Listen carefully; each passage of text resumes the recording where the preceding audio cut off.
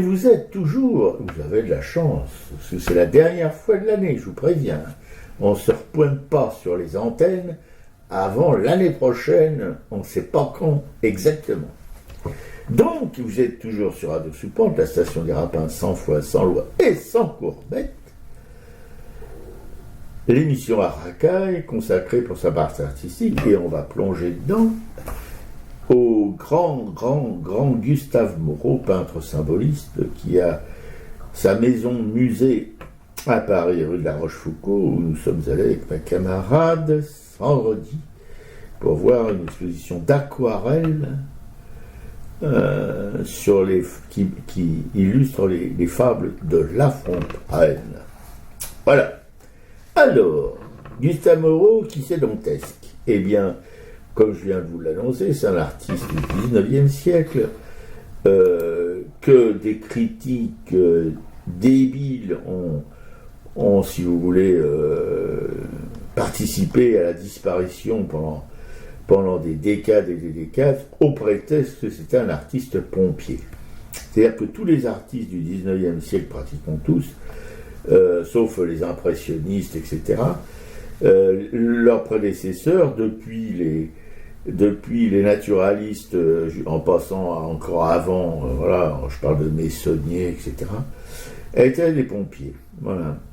C'est-à-dire, on ne sait pas très bien d'où ça vient, c'est encore un humoriste qui les avait qualifiés comme ça. Et donc, ils ont disparu, pour la plupart, comme Gustave Moreau, ils ont disparu de l'histoire de l'art pendant presque un siècle. Voilà. Ce sont les surréalistes qui l'ont redécouvert avec Breton. Alors Gustave Moreau est peintre, symboliste, c'est-à-dire peinture à l'huile, etc. Il a même fait des modelages de sculptures magnifiques qu'on peut voir dans sa maison atelier. Et puis il était un grand dessinateur, il y a des milliers de dessins dans cette maison atelier. Et puis aquarelliste, alors aquarelliste de génie, et qui a donc sollicité par un grand collectionneur, un mec qui s'appelait Roux, R-O-U-X, ou le Roux. Roux. Ouais, Non, Anthony pas Roux. Roux. Anthony Roux, il a été sollicité pour illustrer 64 gravures des fables de La Fontaine en aquarelle. Donc, et on a vu quelques-unes, parce que ma camarade va vous raconter l'histoire de ces aquarelles, ce qu'il en reste, etc. Voilà, et c'est ça qu'on a pu regarder vendredi au musée Gustave Moreau, un musée qu'on connaît depuis belle lurette avec ma camarade, on est toujours très heureux d'y aller. Et pour cette fois aussi, on a été très heureux d'aller retrouver ces Cimaises, ce lieu magnifique qui sent bon le 19e siècle. Ouais, c'est sa maison atelier, c'est un lieu qu'il a fait construire justement pour que ses œuvres soient réservées à la postérité. Et donc il y a des placards partout, il y a tous ses dessins, il y a un petit meuble avec ses aquarelles, et, il y a ses très hauts plafonds, il y a un magnifique escalier, enfin c'est un lieu dont on ne se lasse absolument pas, avec en plus au premier étage c'est son salon, sa petite salle à manger, l'endroit où il vivait, le petit salon qui était pour sa compagne, enfin c'est vraiment un très beau lieu, et c'est très intime, enfin c'est... Oui, parce que c'est resté exactement comme... Alors, ça a été rafraîchi, etc., mais exactement comme ça l'était avant le rafraîchissement. C'est vraiment, il n'y a rien qui a été modernisé, changé, déplacé, etc. C'est vraiment comme ça, là que vivait Gustave Moreau. Voilà, et ce qu'on aime bien rappeler aussi, c'est quels ont été les élèves de Gustave Moreau, parce que c'était un professeur extraordinaire qui en fait a eu comme élève donc Matisse, Rouault, Camoin, Mangin, et en fait quand on voit Marquet, oui, et puis Desvallières, j'ai même vu qu'il a donné des cours particuliers à Méliès, à Georges Méliès, qui refusait d'intégrer l'usine de chaussures et qui préférait les beaux-arts. Et en fait justement quand on voit lui, sa facture symboliste, son travail, et qu'il a pu transmettre autant de liberté à ses élèves, on peut que se dire que c'était un professeur extraordinaire, quoi. Et dont deux, Rouault et Matisse, sont restés des amis toute leur vie, mais des amis très proches. Et c'était peut-être ses deux élèves préférés, quoi. Voilà. Mais qui sont à des années-lumière de ce que leur maître faisait comme boulot. Quoiqu'on retrouve dans leur propre création, à Matisse et à Rouault, des traces, en quelque sorte, du maître, surtout dans les couleurs, et même parfois j'ai vu une aquarelle à propos des femmes de La Fontaine, où il y avait avec des traits au pinceau assez enlevés comme ça, qui rappelaient un peu Matisse. Ouais. Et donc, voilà, et sur ces cimaises, enfin, sur ces murs de ce musée atelier et de cette maison atelier, il y a aussi beaucoup de toiles qui sont non terminées, enfin, qui restent à l'état d'ébauche, et c'est absolument magnifique de voir la progression du travail. Et justement, il y a même une exposition sur l'abstraction chez Gustave Moreau, quoi. Mais l'abstraction, dans ces pochades préparatoires à ces grandes tartines symbolistes. Voilà, c'est vraiment, mais vraiment de l'impressionnisme avant l'heure, hein, ça, il n'y a aucun doute là-dessus. Donc, alors ça, c'était une petite introduction pour rappeler, pour ceux qui ne connaîtraient pas encore beaucoup, qui était Gustave Moreau. Et donc là, c'est une exposition donc, qui est centrée sur le travail de Gustave Moreau, sur l'illustration des fables de La Fontaine, sur 64 fables. Donc c'est une exposition qui est très importante parce qu'en fait, comme tu le disais, ces illustrations, ces aquarelles ont été demandées par Anthony Roux, qui était l'un de ses principaux collectionneurs, mais au départ, ces aquarelles étaient réservées juste pour son commanditaire qui voulait en faire un livre. Donc Moreau a travaillé dans ce lieu, là au 14 rue de la Rochefoucauld, pendant 15 ans, entre 1879 et 1884. Et en fait, ces aquarelles ont été très peu exposées. Il y en a 25 d'entre elles qui avaient été exposées dans un salon particulier par la Société d'aquarellistes français chez Durand-Ruel. Après, il y en a une qui était... À quelle époque déjà en 1881. Après, ça a été exposé à la galerie Bousseau-Valadon, qui était l'ancienne maison Goupil, en 1886. Et en fait, la dernière fois en 1906. Donc en fait, c'est des petits chefs-d'œuvre qui sont revenus là, qui ont été présentés, qui sont présentés au public. À la mort d'Anthony Roux en 1913, en fait, 63 aquarelles sur les 64 ont été acquises par Myriam Alexandrine de Goldschmidt-Rothschild. Elle en a offert une au musée, c'est le Pan se plaignant à Junon. Et les 34 aujourd'hui, voilà, il y a donc 34 aquarelles et il y en a une partie qui a été spoliée pendant la guerre.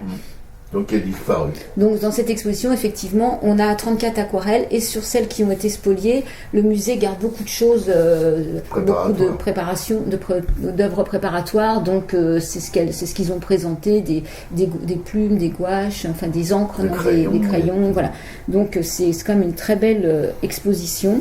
Très complète en tout cas. Alors, on connaissait La Fontaine, c'est pas nouveau, hein, les fables de La Fontaine avaient déjà été illustrées par Jean-Jacques Granville, par Gustave Moreau. Et Benjamin Rabier. Par Benjamin Rabier, et peu de... C'est plus tard, quoi, c'est ouais. Au 20e, je pense. Les illustrations par Gustave Moreau sont très très peu connues. En fait, je pense qu'il y a juste une poignée de connaisseurs qui étaient au courant de ce travail. Donc, qui était ce commanditaire Anthony Roux. En fait, lui, c'est le fils d'un riche négociant. Et en fait, il a une fortune familiale justement qui lui permet de mener cette vie de rentier, de mécène, de voyager et de s'intéresser à la peinture. Et donc, il va rencontrer Gustave Moreau et rapidement, il va lui proposer ce travail d'illustration. Au départ, il devait y avoir plusieurs aquarellistes et finalement, il n'a retenu que Gustave Moreau. Ce sera le seul qui va pouvoir... Oui, parce que ça... Et ce qu'il reprochait, ce dont il s'est aperçu en sollicitant plusieurs aquarellistes pour faire cette série, c'était trop disparate. Donc il voulait une unité, et l'unité c'était évidemment Gustave Moreau qui était une pointure au-dessus de tous les autres, quoi. Ouais. Donc effectivement, il y aura une abondante correspondance entre Gustave Moreau et Anthony Roux. Et d'ailleurs, le musée garde une partie de ces courriers. Je crois qu'il y en a plus de 200 qui couvrent cette période. Et ce qui permet aussi de suivre un peu tout ce travail, c'est les contes de Pauline Moreau, qui était la mère de l'artiste et qui, jusqu'à son décès, notait tout ce qui devait s'échanger comme financièrement, et qui permet de suivre cette chronologie de la réalisation des fables les échanges avec Anthony Roux, quoi. Oui, parce que maman habitait là avec son fils au 14, et la compagne de Gustave Moreau, elle habitait à côté dans un petit immeuble où il lui avait acheté un appartement. Que maman, elle a appris qu'il avait une compagne que très très très très tard.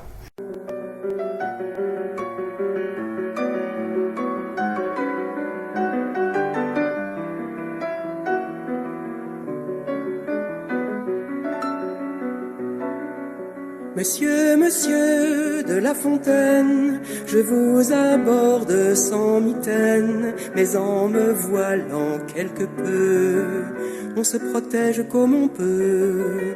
Monsieur de La Fontaine, si je vous semble un peu lointaine, ça vient d'une crainte que j'ai, que vous me preniez pour un jet. Si j'ai ramassé votre plume, une fois n'étant pas coutume, j'ai mis la mienne à ses côtés. Mais n'en soyez pas rebutés, je n'ai qu'effleuré vos volumes. On pourrait dire que nous fûmes deux compagnons en fablerie du côté de Château-Thierry.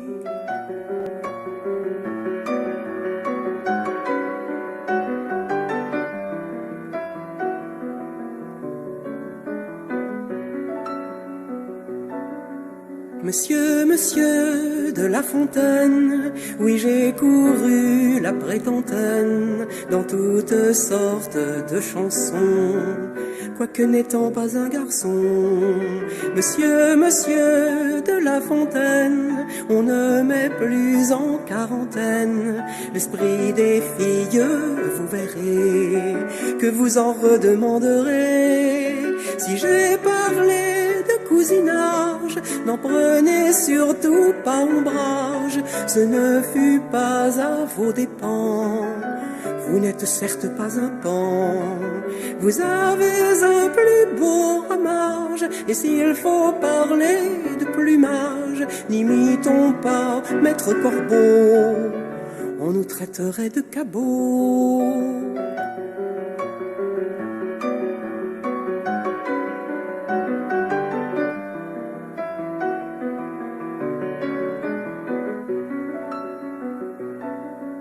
Monsieur de La Fontaine, si en bonne samaritaine j'ai défendu à Liboron, j'avais de très bonnes raisons. Monsieur de La Fontaine, en tout cas je suis bien certaine que je ne vous ai pas trahi, et j'en ferai la preuve ici. Monsieur de La Fontaine, en tout cas je suis bien certaine que je ne vous ai pas trahi, et j'en ferai la preuve ici.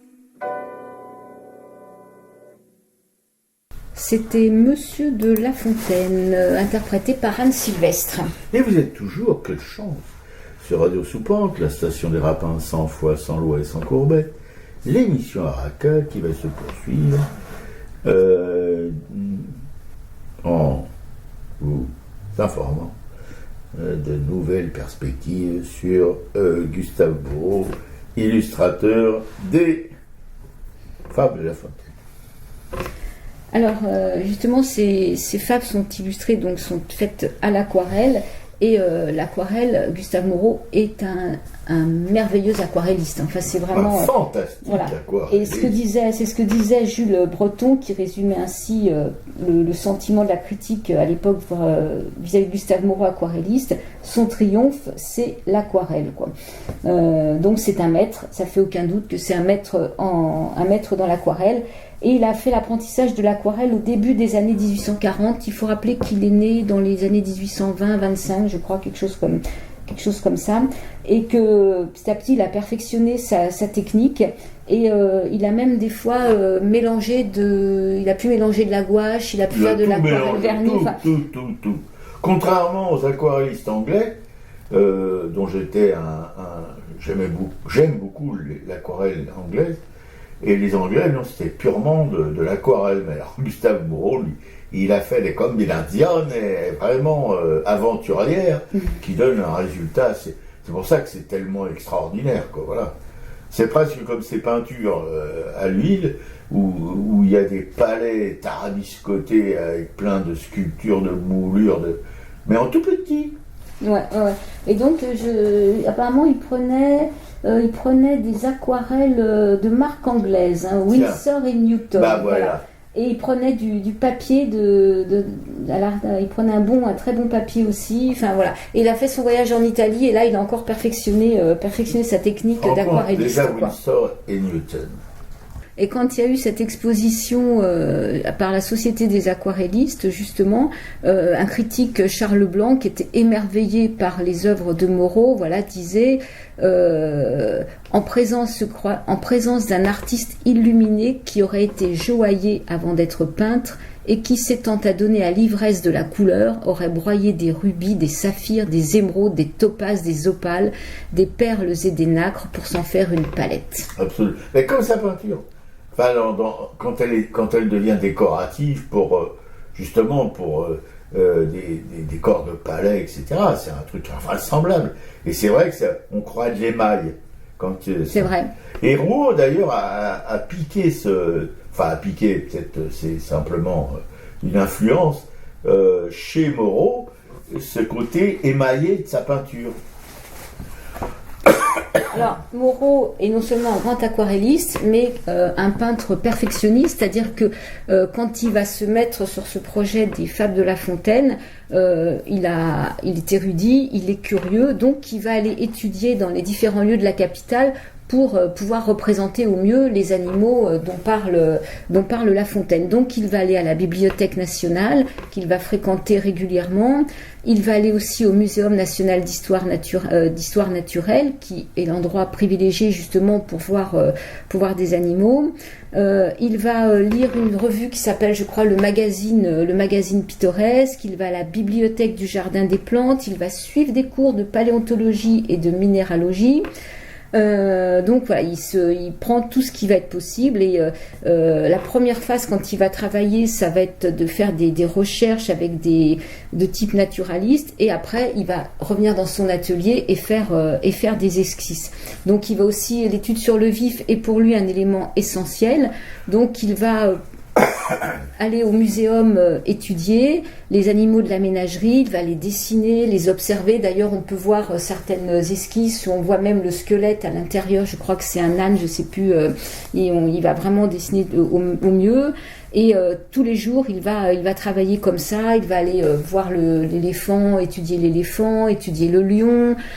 Pour les fables où il y a des grenouilles, il y a 2 fables. Il y a la grenouille qui veut se faire aussi grosse que le bœuf et celle qui est en couverture là sur la démocratie. Là, je sais plus les grenouilles qui cherchent un maître. Un roi. Voilà, il va faire venir des grenouilles chez lui, qui va étudier. Enfin, on sent vraiment que c'est un travail de perfectionniste. Ouais. Oui, mais regarde, on en parlait entre nous, mais Rosa Bonheur, presque, pas tout à fait un siècle après, mais parce qu'elle est à peu près dans les mêmes eaux, un peu plus jeune que lui quand même, eh bien elle aussi, elle avait même dans sa propriété de Bie, elle avait un lion et une lionne, et voilà, qui se baladaient librement dans son parc et tout ça. Et la lionne aimait tellement sa maîtresse que quand elle est morte, elle était un petit peu abîmée, quoi, parce que quand elle est morte de vieillesse, elle a essayé de rejoindre sa maîtresse qu'elle aimait, et elle est morte sur les marches qui conduisaient à la chambre de sa maîtresse. Voilà, donc effectivement, c'est un travail de perfectionniste que va faire Gustave Moreau. Il va aussi à la rotonde là, du jardin des plantes. Enfin, on voit tout ça. Donc l'exposition où il y a les fauves. Ouais, où il y a des fauves. Et donc l'exposition va bien traduire tout ça. Donc sur les fables dont on n'a pas les résultats, les aquarelles, en fait, on a les pochades et les esquisses. Enfin, oui, tout à fait. Oui. Les pochades, ça suffit. Alors, apparemment, il y avait des photos qui existaient en noir et blanc, mais ils ont préféré mettre des pochades plutôt que mettre des photos en noir et blanc. Quoi. Oui, c'est intelligent d'ailleurs. Et il y a même, pour les gens comme moi qui sont férus de matériel artistique et tout ça, ancien, il y a même ces boîtes d'aquarelle, ces pinceaux. Non mais il faut voir le truc. C'est invraisemblable. C'est des pinceaux d'une finesse qui n'existe plus aujourd'hui, quoi. C'est assez extraordinaire. Moi, j'adore voir avec quoi travailler les artistes. Et avec Moreau, on est gâtés. Voilà, alors après, on peut parler de certaines aquarelles qui nous ont plus touchés que d'autres. Hein. C'est assez dense comme exposition parce que effectivement, si on commence à regarder chaque aquarelle en détail, on s'aperçoit que dans un coin il y a un petit personnage, que là il y a une colline avec une petite maison. Enfin, il y a plein de petits détails comme ça qu'on voit pas forcément à première vue. Là, je vois par exemple sous les yeux, j'ai le chêne et le roseau. Le roseau, ouais. Donc, alors, il y a eu plusieurs versions du chêne et du roseau par d'autres artistes. Et lui, il a choisi une version qui était choisie aussi par un autre artiste, du chêne qui penche à moitié déraciné et le roseau qui ploie sous la rafale de vent. Mais vraiment, c'est presque des études, comme on sait, des études, je ne sais pas comment on appelait ça déjà. Ouais, des études documentaires, voilà, c'est ça. Hein, c'est tout à fait ça. Hein, et c'est une fidélité si vous voulez, à la vraie nature, qu'on pourrait dire, des arbres, des plantes, etc. Il n'invente rien, il copie fidèlement, il interprète fidèlement ce qu'il voit, quoi, voilà, ce qu'il connaît, ce qu'il sait. Parce que il n'y a rien de gratuit chez Moreau, tout est préparé à l'avance. Ouais, et justement, c'est sur cette aquarelle. Donc oui, il y a des illustrateurs qui ont plutôt choisi de représenter des personnages. Et là, on est vraiment dans une vision naturaliste, nature. Mais on voit ce chêne là qui occupe toute la partie un peu transversale de l'aquarelle, avec le roseau en bas à gauche. Et juste à côté du roseau, il y a un petit personnage qui est dissimulé, un peu qui est en bas. Je sais pas si c'est un pêcheur, un petit garçon. Et on voit dans un coin, c'est pareil, une calèche qui est en train de se renverser, qui est poussée par le vent et qui arrive sur ce chêne, justement, une partie blanche qui est cette force de cette lumière, cette force de vent, justement, qui va déraciner le chêne, quoi. Et un extrait de la fable, c'est du bout de l'horizon accourt avec furie le plus terrible des enfants que le nord portait jusque-là dans ses flancs. L'arbre tient bon, le roseau plie, le vent redouble ses efforts et fait si bien qu'il déracine celui de qui la tête au ciel était voisine et dont les pieds touchaient à l'empire des morts. Et Anthony Roux, justement, trouvera cette aquarelle, pour lui, c'est vraiment une merveille, quoi. Oui, parce que tu parlais de correspondance entre les deux, et c'est hallucinant, parce que chaque fois que Moreau lui envoyait des projets ou des aquarelles finies, c'était une avalanche de lettres, de machins, d'échanges. Ça n'existe plus aujourd'hui, même avec l'aide des ordinateurs qui permettent quand même d'écrire plus vite, etc., qu'une plume doit. Eh ben, ça existe. C'est vraiment des trésors d'archives historiques qui permettront encore longtemps, si vous voulez, de comprendre vraiment ce qui motivait cet artiste et ce qui motivait aussi ce mécène. Ouais. Et alors moi, ce que j'aime beaucoup, c'est cette affiche là, justement, les grenouilles qui demandent un roi, c'est de 1884, et j'avoue que là, les grenouilles complètement subjugué. Il y a quelque chose, je ne sais pas pourquoi, qui est absolument magnifique. Ouais, c'est presque l'anthropomorphie, quoi. Elles sont là, on a l'impression qu'on leur prête des sentiments, on leur prête quelque chose qui n'est pas du tout grenouillesque, mais plutôt humain, quoi. Voilà, puis au-dessus, il y a cette cigogne ou cette grue immense avec justement une grenouille qui dépasse du bec. Et voilà ce que Anthony Roux écrit dans une lettre qu'il adresse à Gustave Moreau. « Cher monsieur et ami, je sors de chez l'empailleur, vrai marchand de loups. Il m'a promis que vous recevriez tous ces animaux demain matin. Ils seront vos hôtes, les heureux, pour 8 jours, à renouveler pour autres 8 jours si cela vous est nécessaire. Quant aux grenouilles, je ne pourrai les avoir que lundi ou mardi. Elles vivront pendant 8 à 10 jours, ce ne sera qu'une lente agonie, le marchand prétendant qu'il leur faut des mouches ou des vers. Cependant, si pour le succès de l'aquarelle 5 ou 6 jours étaient suffisants, voyez à côté de la philanthropie l'intérêt, vous pourriez les abandonner dans votre joli petit jardin. Elles seraient alors soumises simplement aux lois immuables qui régissent les êtres aimés. » Donc voilà, ces grenouilles qui ont servi, comme je disais, à illustrer la grenouille qui veut se faire aussi grosse que le bœuf et ces grenouilles qui demandent un roi. Alors il paraît que ces grenouilles furent payées 15 000 francs. Oh là là, voilà, ça semble excessif. Ouais, ça semble excessif, mais c'est ce qui est écrit. Ouais.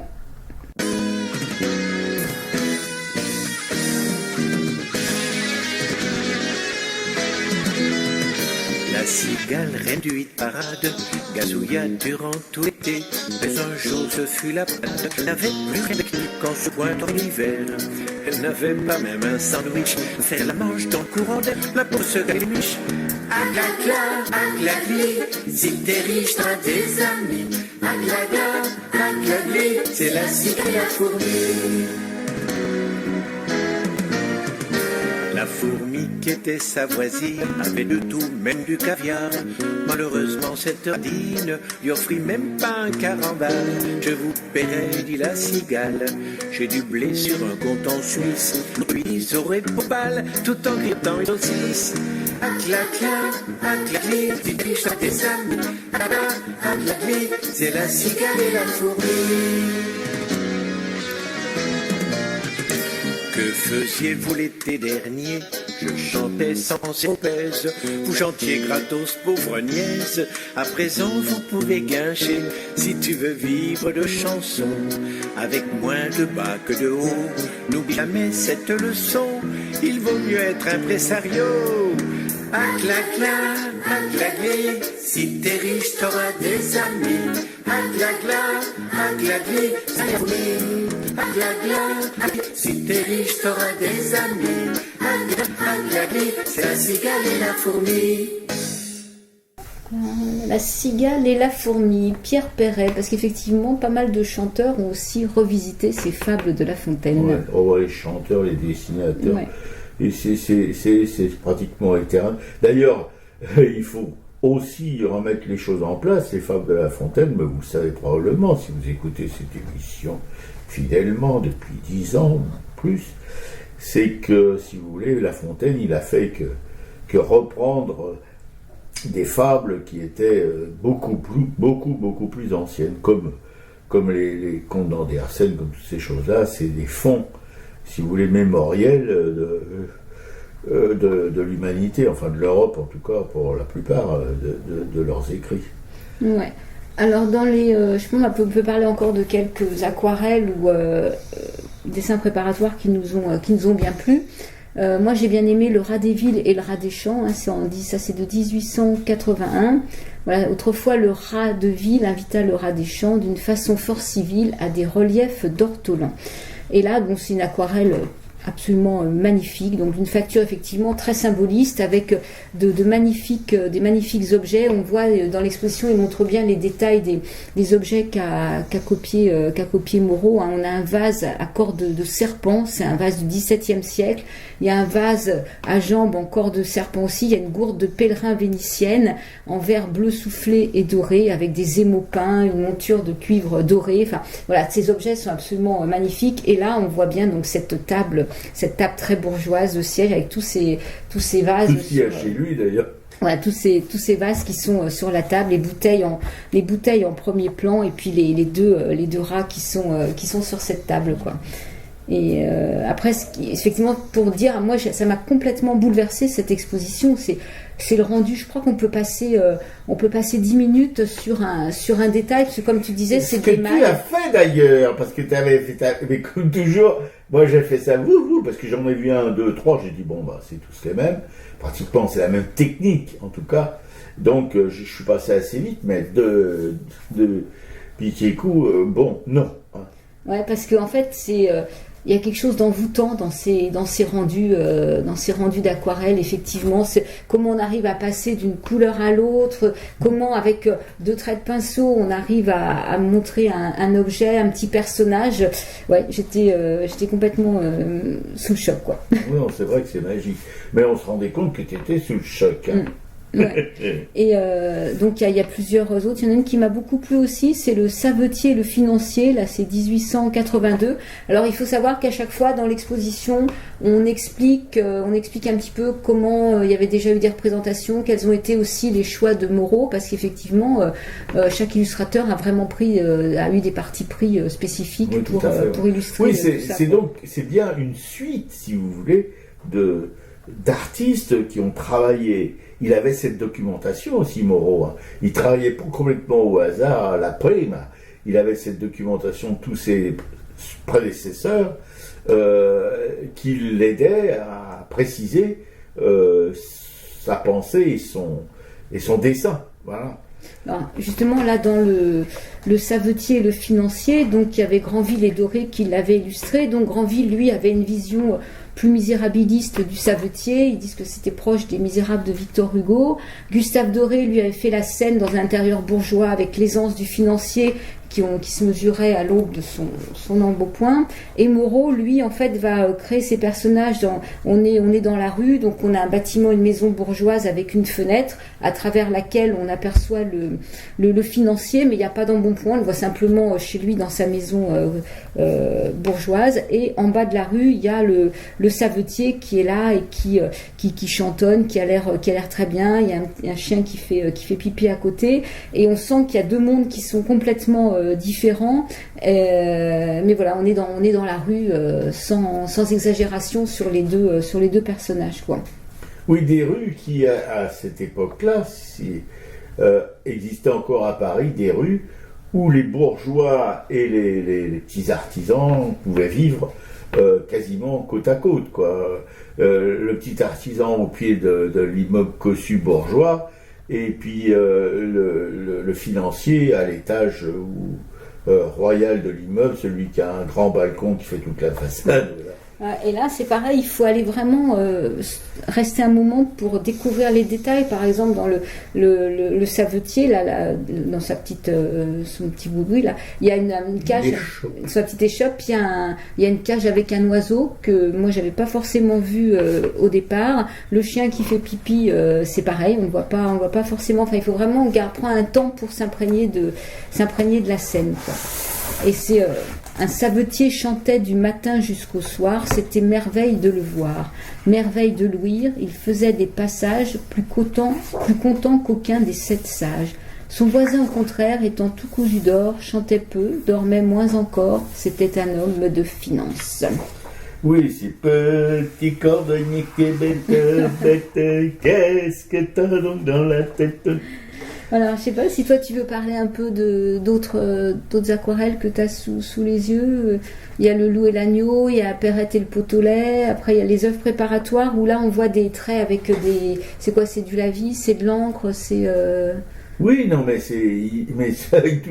avec la multitude de techniques qu'il employait pour réaliser une seule aquarelle, voilà, c'est un petit peu difficile de dire tiens là il y a ceci, tiens là, il y a cela, parce que des fois c'est recouvert par de la gouache, etc.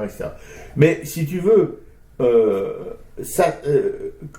recommencer à décrire ce que tu viens de décrire pour une autre aquarelle, un autre boulot, etc., moi ça me semble un peu répétitif, puisque je vais répéter ce que tu as dit pour n'importe quelle des aquarelles qui sont là-dedans. Par exemple, le renard et la grappe de raisin et le raisin, ou le loup et le raisin. Oui, le renard et les raisins. Ouais. Oui, le renard et les raisins. Curieusement, ça me fait penser un petit peu à cet illustrateur dont je parlais tout à l'heure. Benjamin Rabier, c'est un petit peu l'esprit de Benjamin Rabier. Voilà, un loup qui a l'air assez gentil. Est-ce que c'est parce qu'il a envie de se croquer une grappe de raisin? Alors, ce que j'aime beaucoup dans cette aquarelle, c'est particulièrement une espèce de porte en bois avec un bleu délavé dessus qui me rappelle des portes provençales, parce qu'en Provence, le bleu est très utilisé pour les barrières, les portes en bois, etc., ou les persiennes. Et puis, il y a un petit côté aussi, toujours un petit côté, je trouve, flamand dans ces boulots, parce que au loin, on voit une espèce d'église, je sais pas, un clocher, qui est un peu semblable au clocher qu'on peut voir dans les Flandres, voilà, avec un soleil qui se couche, mais vraiment dans des finesses qui sont totalement extraordinaires. Je poursuivrai mon petit discours d'expert avec La souris métamorphosée en fille en 1880. Alors, écoutez, ce qu'il a mélangé: sanguine, graphite, aquarelle, gouache. Voilà, pour faire une illustration qui... alors là, c'est vraiment un copier presque collé de ces grandes peintures symbolistes. On voit cette jeune femme magnifique, mais toujours à la manière de Moreau, c'est-à-dire très idéalisée, etc., avec un chat qui dort, et puis deux personnages qui sont, enfin, que Moreau n'a pas mis là par hasard, mais que même mon inculture dans les textes antiques, etc., m'empêche de vous citer d'une manière assez exacte, ou trop exacte, ou pas, enfin, bref. Mais j'ai choisi cet exemple parce que ça se passe évidemment dans un palais. Évidemment, pourquoi? Parce que, bon, en général, Moreau, il travaille pas sur les misères du peuple, hein, mais tout se passe souvent dans des palais somptueux, surtout avec des décors orientaux, etc., où il y a du rubis, il y a plein de pierres précieuses, etc. Dans les personnages, là, il y a un personnage à genoux qui brandit une espèce de comment on appelle ça, qu'ont les rois, là, tu sais. Un sceptre. Un sceptre, oui, voilà. Mais tout ça, c'est avec une précision dans les détails, mais c'est aquarellé. Alors, c'est précis, mais quand même pas complètement minutieux, puisque il laisse un peu aller sa main, et ça fait que les choses sont un peu plus enlevées que dans ses peintures à l'huile, qui sont alors là d'une extrême précision, mais il y a ce foisonnement quand même qui devait demander un certain temps avant d'être abouti. Voilà, c'est ce qu'on peut dire, parce que bon, et ça on le voit souvent quand il parle de fables, quand il aquarellise des fables de La Fontaine, où des personnages sont les sujets. Voilà. Quand c'est avec les animaux, c'est en général beaucoup plus simple, sauf là, quoique il n'y a plus la souris, maintenant c'est une jeune fille qui était une souris qui est devenue une jeune fille, voilà. Mais il y en a un autre ici, c'est attendez que je vous dise ça, hein. Les songes d'un habitant du Mogol. Voilà, bon, déjà, il faut déjà savoir ce que c'est qu'un Mogol. Alors, sanguine, graphite, aquarelle, gouache, toujours la même chose que là aussi, c'est dans un palais somptueux, etc. Bon, avec une baie ouverte sur un paysage. Alors là, c'est plus normal, c'est un paysage, comment dirais-je, avec des bâtiments un peu orientaux, etc. Mais là aussi, c'est un foisonnement de détails, etc. Alors que si je regarde ce dont je vous parlais tout à l'heure, le renard et la grappe de raisin, ben là, c'est tout simple, il n'y a pas de fioriture. Voilà, c'est une fable comme on l'est. Ouais. Quoique là, j'ai un truc, c'est le singe et le dauphin.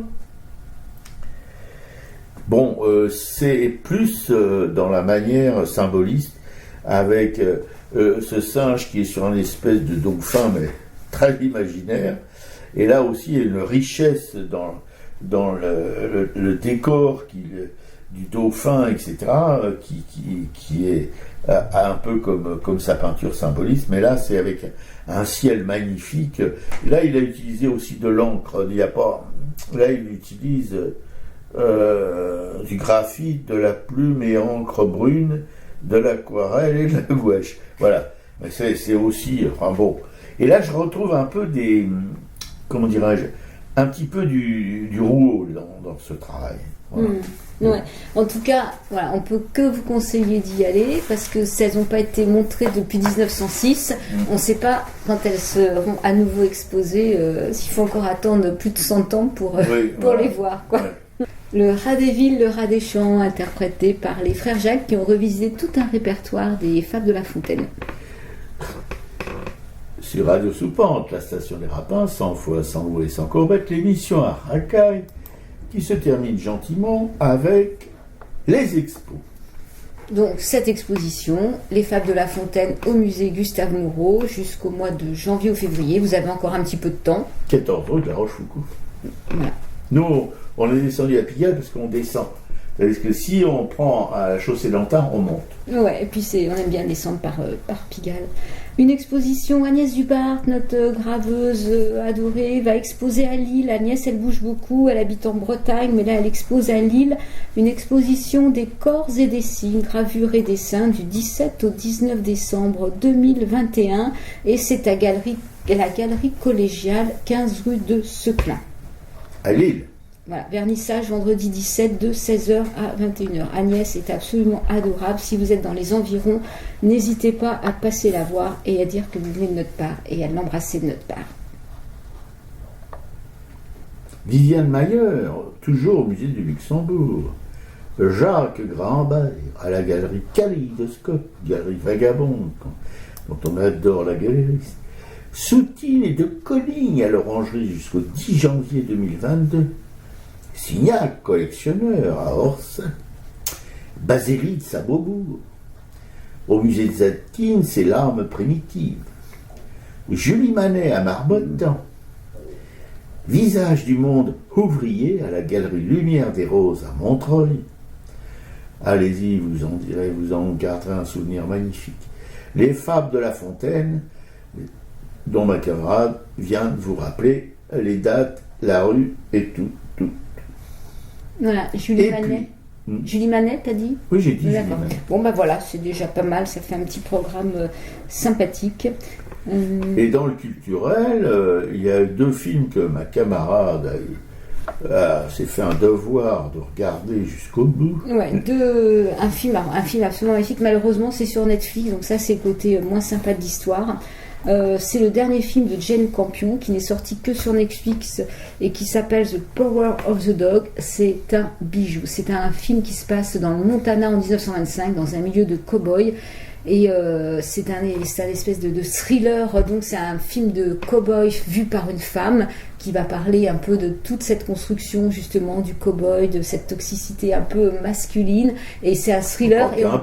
Et on verra justement, ce film est parsemé de petits détails pour un final absolument qui peut être surprenant. Non, c'est un bijou, c'est magnifique. Les images les paysages sont très beaux. Alors je sais pas si ça a été tourné en Nouvelle-Zélande ou aux États-Unis, mais en tout cas ce sont des paysages très très beaux. Mais peux-tu m'expliquer pourquoi tu as l'air de regretter que ce soit Netflix ? Parce que Netflix, c'est quand même une chaîne qui est réservée à des gens qui payent un abonnement. Ah ouais. Donc c'est un peu, c'est pas très éthique. Comme Canal+, voilà. Mais ça, c'est plus intéressant que Canal+. Ouais, mais bon, ça reste quand même, c'est comme si c'était Amazon, ou ça pose un petit problème. Ah ouais, d'accord, je savais pas que c'était réservé. Oui, ça passe pas en salle ? Non, il n'est pas sorti en salle, ce film, il va sortir en salle ? Je pense pas qu'il sorte en salle, il y a des films qui sortent sur Netflix, et c'est vraiment dommage, parce que vu la beauté des paysages, le cadrage, la mise en scène, le jeu des acteurs, si tu as vu ça sur petit écran. Moi je l'ai vu j'ai la chance d'avoir une copine qui a une grande télé, donc elle branche son ordi sur la télé, donc j'ai vu sur un bon écran avec un son quand même de qualité. 3 mètres sur 2. C'était pas mal, c'était une soirée assez sympa, une soirée un écran panoramique. Voilà. Nous étions 3 nanas dans le canapé à regarder ce film là, c'était plutôt sympa. Voilà. Ça part tous quoi. Et j'ai vu hier au cinéma le Méliès, donc Lingui, les liens sacrés. C'est un film réalisé par Mahatma Saledarum, un réalisateur tchadien. C'est un film féministe qui parle d'avortement, d'excision, comment une maman va tout faire pour que sa fille de 15 ans qui a été violée puisse avorter. Donc c'est un beau film. Bon, c'est des acteurs qui ne sont pas professionnels. C'est pas un jeu d'acteur. Voilà, c'est un jeu d'acteur qui est un petit peu léger, mais c'est pareil. Il y a des très très belles des très très belles couleurs, des belles scènes, et quand même sur un sujet dont il faut parler. Donc qu'un réalisateur homme se penche sur ces problématiques, c'est quand même très important, quoi. Voilà. Et j'ai lu, puisque je continue, je suis en train de lire Un monde flamboyant. C'est un livre qui est sorti en 2014, donc qui commence à être assez ancien, de Siri Oswelt. Siri Oswelt est une femme, je pense, qui a fait des études artistiques, qui parle beaucoup d'art dans ses livres. Elle écrit des romans, des fictions, et là, à travers une fiction d'un portrait d'une femme qui était artiste, qui faisait des installations, elle parle beaucoup d'art contemporain, et elle pointe surtout comment être une femme et être reconnue en tant que femme artiste est compliqué. Donc cette femme là, oui, toujours quand même. Et comment elle va utiliser des subterfuges. En fait, elle est mariée à un galeriste qui, lui, est reconnu. Donc, elle existe par rapport à ce galeriste. Et après la mort de son mari, en fait, elle va utiliser 3 personnes, hommes, pour faire croire que ce sont eux qui ont fait ces installations. Et là, voir justement quelles sont les réactions. Et voir que d'un coup, cet artiste va être reconnu comme un grand artiste, quoi. Et donc, c'est sous forme d'enquête. C'est plusieurs chapitres qui, à chaque fois, font parler divers protagonistes de l'histoire. Que ce soit ses enfants, des gens qu'elle a côtoyés, et c'est tellement réaliste qu'on pourrait croire que cette Harry Burden a vraiment existé, en fait, alors que c'est qu'une fiction, quoi. D'accord, bien. Et ben voici l'heure de vous rappeler que Radio Sous-Pente est une station pour les rapins, faite par des rapins, ou presque, sans foi, sans loi et sans courbette, qui émet depuis un garni péri, et diffuse sur internet à racaille.fr. Et puis vient le moment sacré des salutations à nos amanches, attention à ne pas sauter de ligne, qui commence par Claude et André, nos chers disparus de la nation. On y pense. Et tant qu'on pense à ceux qui nous ont quittés, tant qu'ils vivent avec nous. Karine, dites Karine, vous êtes une camarade, ma camarade, Pécheco, une artiste.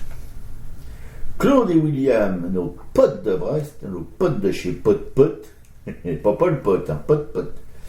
Voilà, ils sont toujours en train de bourgeonner, parce que à Brest, en ce moment, ça bruine un peu.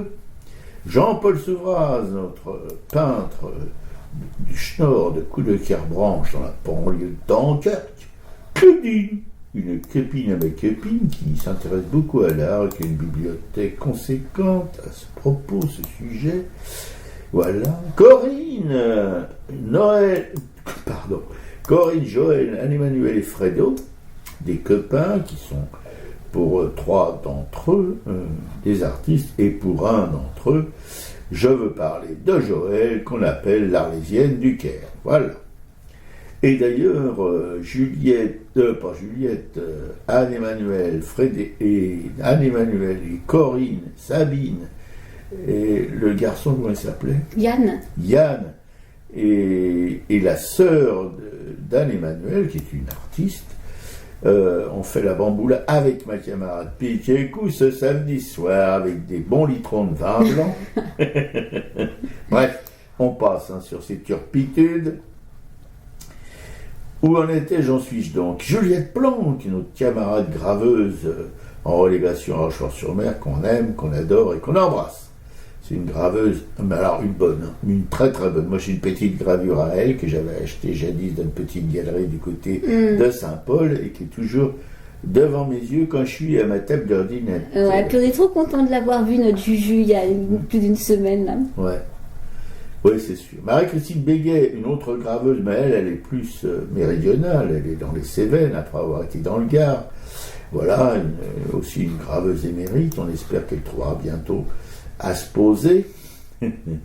Clément, dont ma camarade Piqueco m'a donné les nouvelles, il paraît qu'il a l'air fatigué, amaigri, mais toujours aussi volubile. Ouais, je vais aller le voir mercredi, il m'en racontera plus. Là, elle l'a rencontré à un marché de Noël, à Montreuil. Agnès Dubart, on vient de vous en parler, une graveuse qui tient la route, c'est le moins qu'on puisse dire, qui a un peu vagabondé dans l'Hexagone, mais qui va peut-être un jour revenir à Lille, d'où elle est partie. Parce qu'il n'y a pas de T à ou.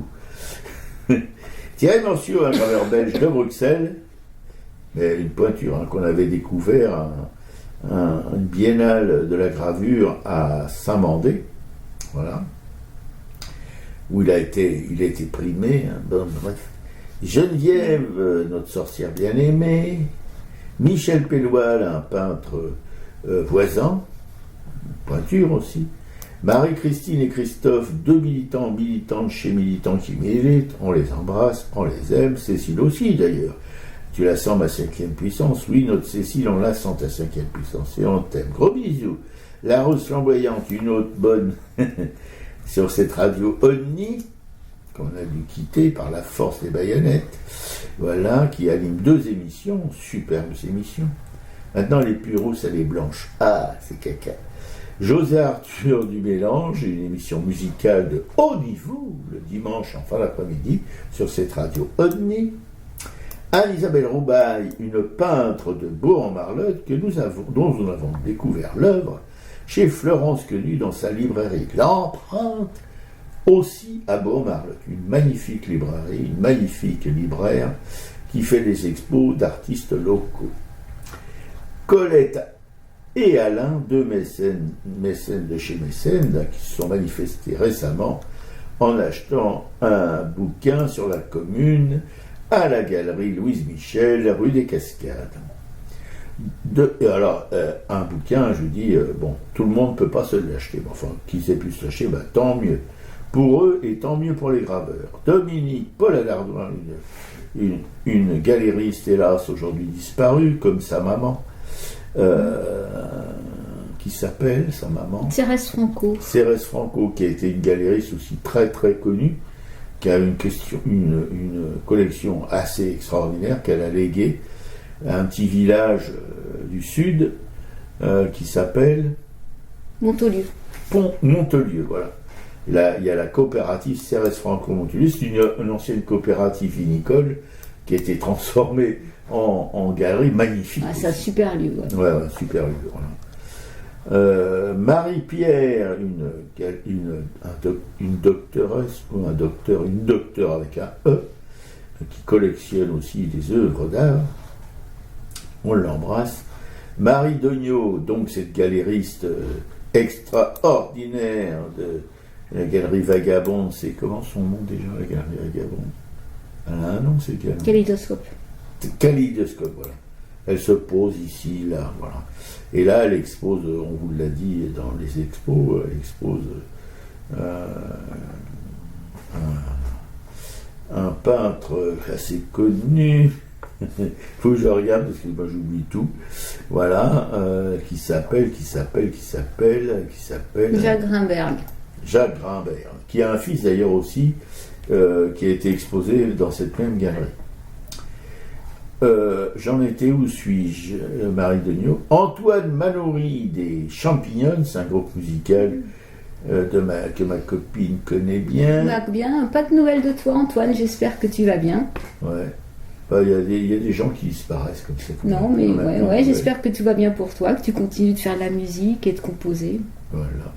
La galerie Caron-Bedou de Bourg-en-Marlotte, à voir vraiment, c'est une galerie qui est toute jeunette, mais qui se bouge vraiment un peu beaucoup.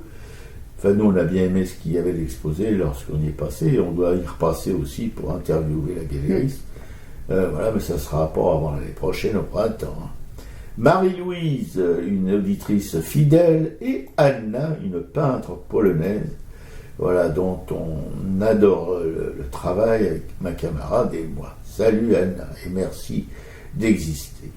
L'émission est à l'écoute sur notre blog arracaille.fr, et tout de suite, on va se terminer en vous disant au revoir et à pas tout de suite, avec Faut vivre le Mélisme. Ouais, salut à tous, passez une bonne fin d'année, on se retrouve en janvier fringant. Ça peut être chose.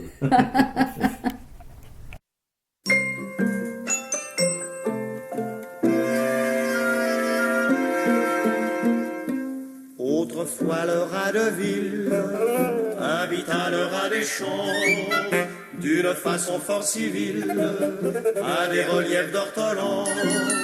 Sur un tapis de Turquie, le couvert se trouve ami. Je laisse à penser la vie que firent ces deux amis. Le régal fut fort honnête, rien ne manquait au festin, mais quelqu'un troubla la fête pendant qu'ils étaient en train. À la porte de la salle, ils entendirent du bruit.